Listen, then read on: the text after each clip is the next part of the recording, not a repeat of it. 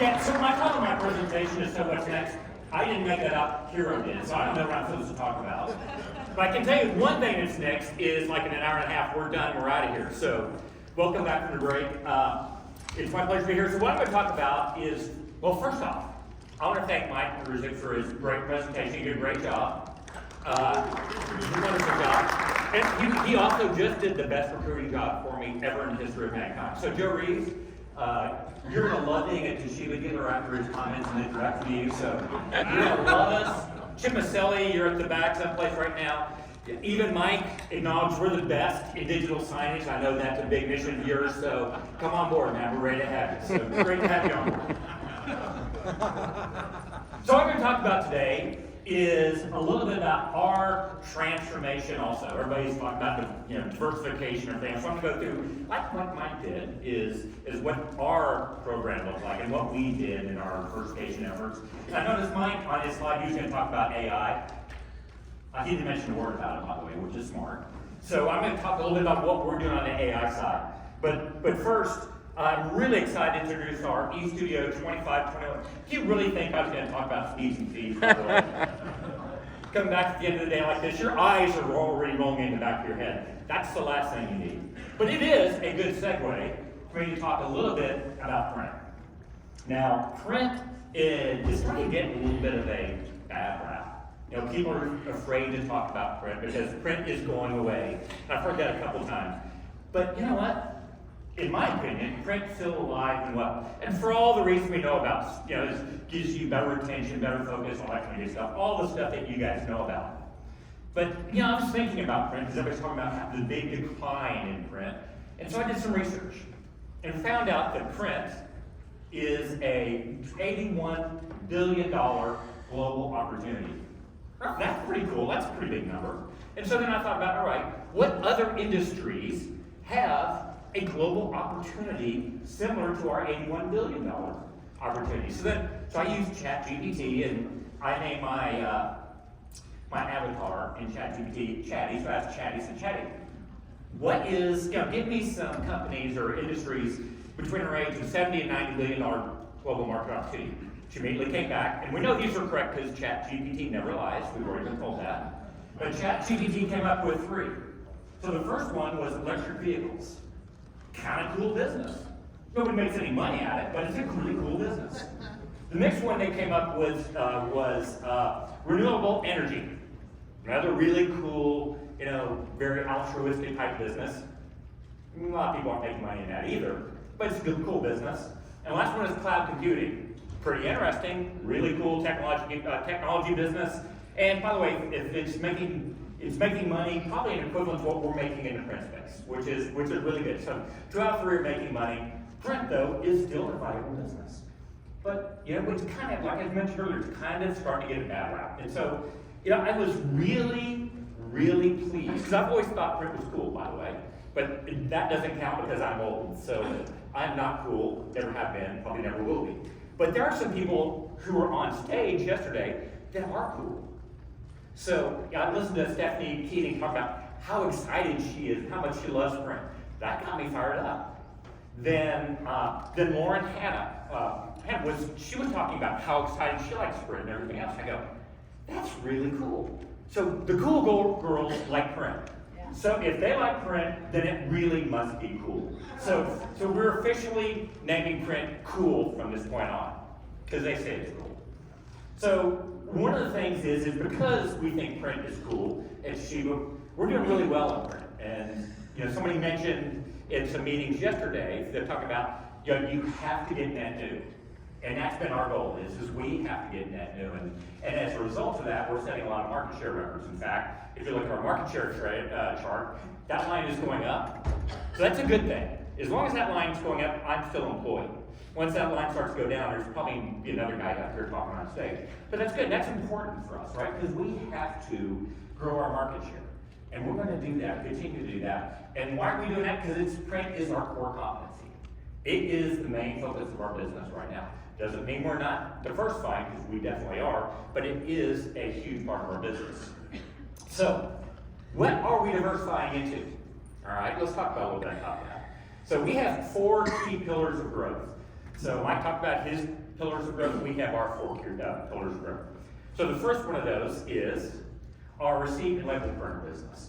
Now, this became one of our pillars of growth just by accident, actually. We inherited that business from another Toshiba company because it wasn't doing very well. And so when I talk about, tabs, label and receipt business, I'm talking about our thermal barcode business. And if you think about the thermal barcode business, you think about those little ubiquitous barcodes that are on every package you get.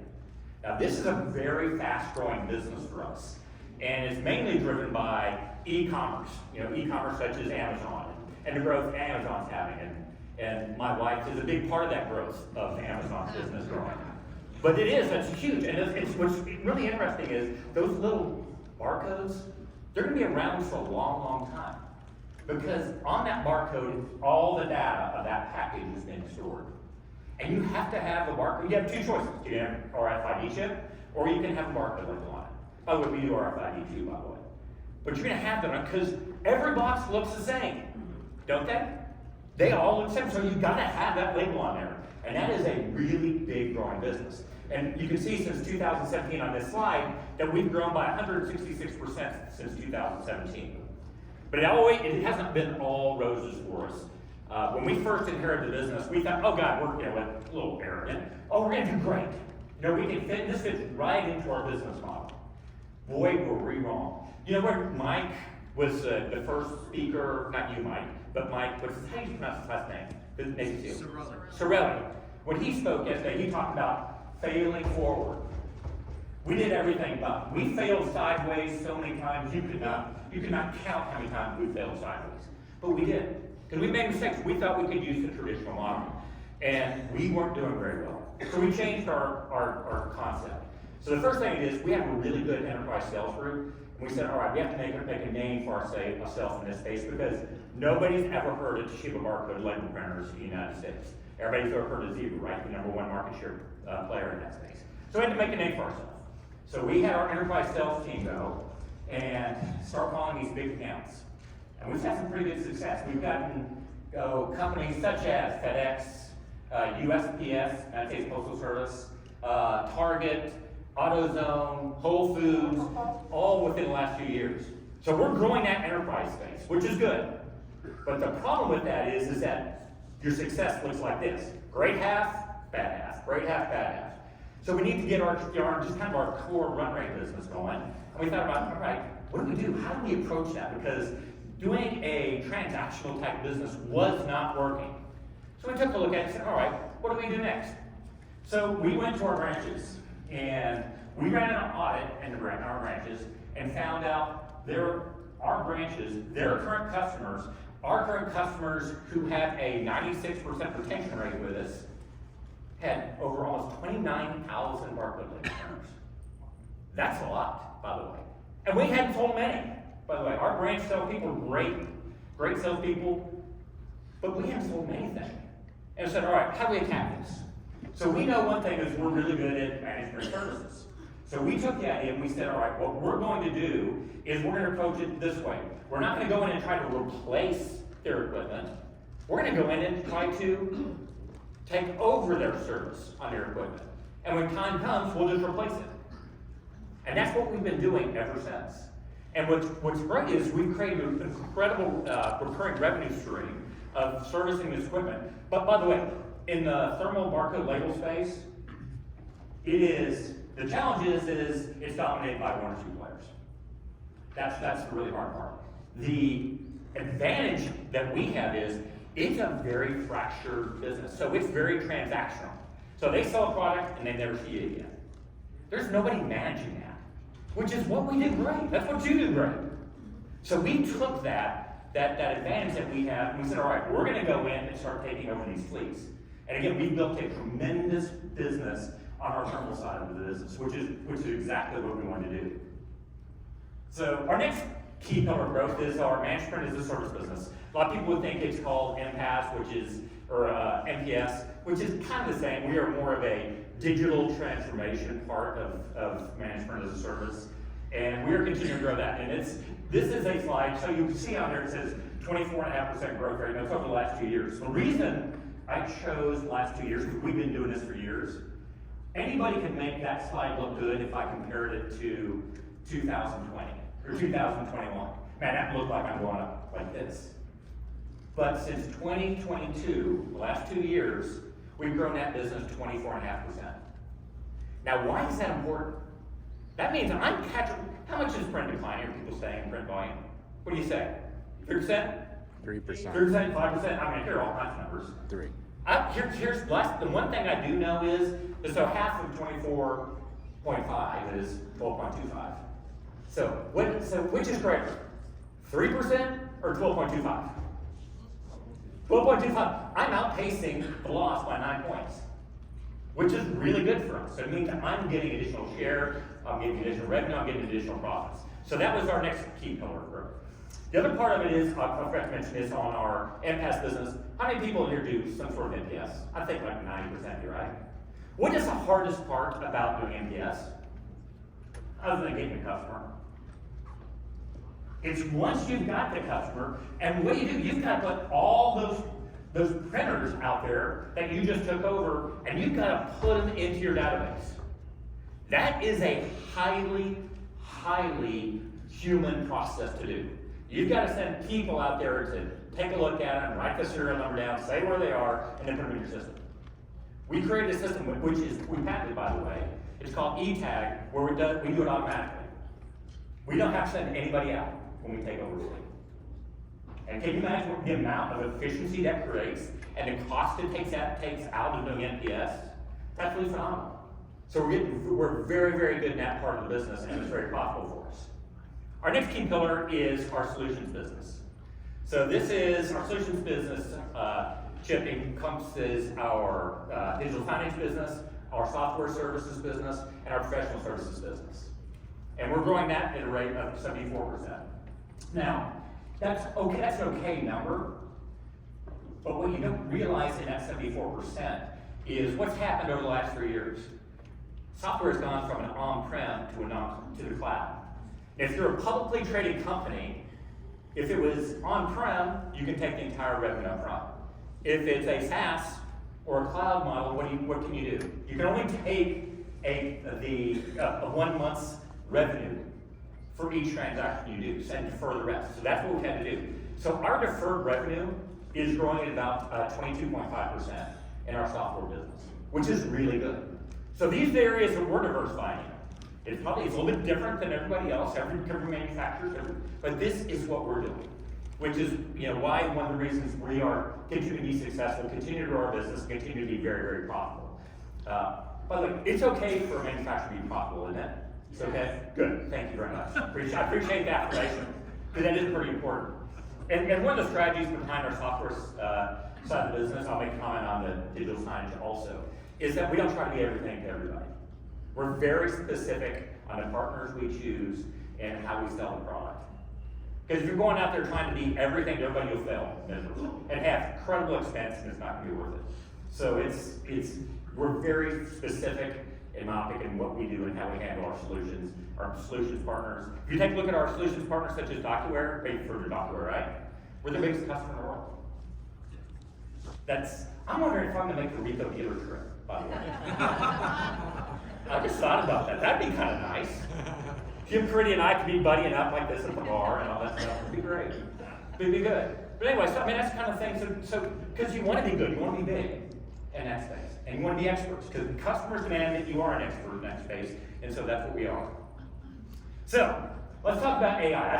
That's what we're doing. So that's Toshiba's view of diversification. But I want to talk a little bit about AI because AI is a big topic and a big word around here, and how I've been on time, so I've got like 10 minutes, so I'll go fast. So I didn't realize it, but I have been an early adopter of AI for years. And it goes back to 1978 at Texas Tech University when one of my professors, who I guess I annoyed greatly, once told me that, Mr. White, if you have any intelligence at all, it's purely artificial. So, and I thought, God, that's a good result. But now I realize, 47 years later, it's a compliment. Everybody's talking about AI. So I guess I was really smarter than I thought I was, or smarter than he was. But anyway, so let's talk about what we're doing on the AI side of the business. So AI, as you talked about, this is a slide everybody's already seen. It's extraordinary, an incredible amount of investment going on. Everybody knows that. Here's an interesting stat for you. So ChatGPT came out in 2022. So when it came out in 2022, it could process 9,000 bits or words of information a minute. Now, this year, it can do 100,000 bits of information or words per minute. It's a 11-fold increase in just a little less than 3 years. So it's amazing what's happening now. The second thing is amount of investment is the number of startups, 10,000 startups since ChatGPT came on board. So what that does, it makes trying to figure out who your AI partner is going to be and how you're going to implement it in your offices. How many of you guys are using AI in your business processes so far? Right? It's scary, just to let you know. Because we're doing a lot of it in our business, but it is really scary because A, you're afraid of making a mistake, and B, you just don't really completely understand it. Or at least I didn't. That's why I have really smart people working for me. But according to McKinsey, 75% of the use cases fall across these kind of main 4 areas. One is customer operations, marketing and sales, research and development, and software engineering. So what we did is we took a look at it and said, all right, this is what we're going to do. So 2 years ago, we created a cross-functional task force with the smartest people in our business and said, let's figure this thing out, and let's figure out how we're going to use AI in our business and how we're going to do it. And so they came up with some ideas, and I said, all right, so we're going to focus on these 3 key areas. First is the product. Why the product? Well, the products are cloud connected. It's cloud connected, it's an easy on-ramp for AI. So that's number 1. Sales AI. We think we get the biggest return using AI in our sales processes. And last is marketing AI. So I'll go a little bit through on what we did with that. So first off is everybody's products are cloud native, right? No question. And, by the way, virtually everybody's products have learning capabilities in them. Ours do. So it's an easy on-ramp to figure out what AI does. So we call our cloud business Elevate Sky. And our AI business in Elevate Sky is a subset of that. So we have a number of customer-facing tools and apps and programs that they can use to sell to either make to their customers or make the business more efficient. Right? And none of those are service related. So let's talk about a little bit of what we're doing. So on our cloud business, we have over 200,000 products that we monitor on the cloud. A lot of devices out there. The amount of data we consume daily monitoring those devices is 2 terabytes of data a day. That's a lot of data. So what do you do with that data? That's the key thing, right? So our initial stage was this, right? Now this isn't using AI, this is more of the pre-AI kind of analog version, but it was called Elevate Sky Predict, where we were trying to go and we would predict when service calls would happen.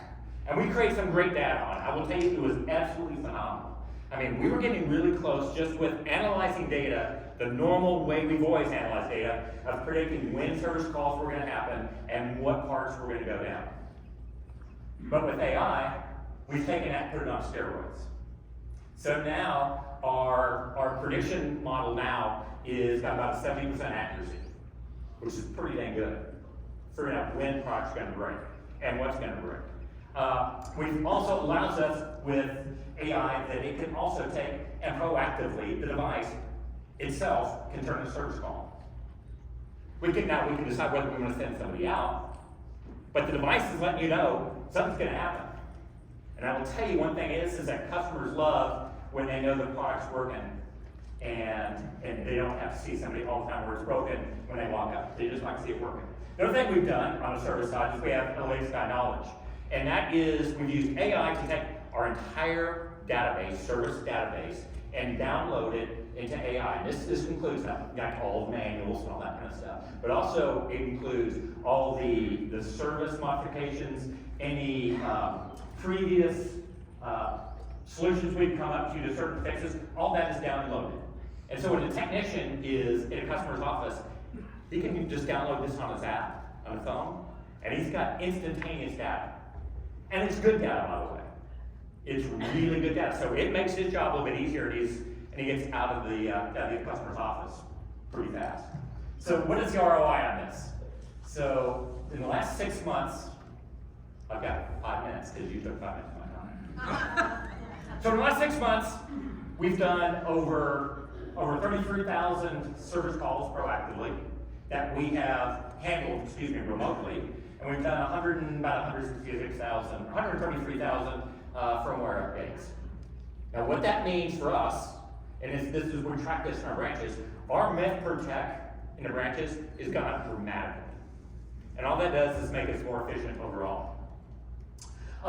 This is one of the tools. This is kind of cool. I like this one. This is called Elevate Sky Translate.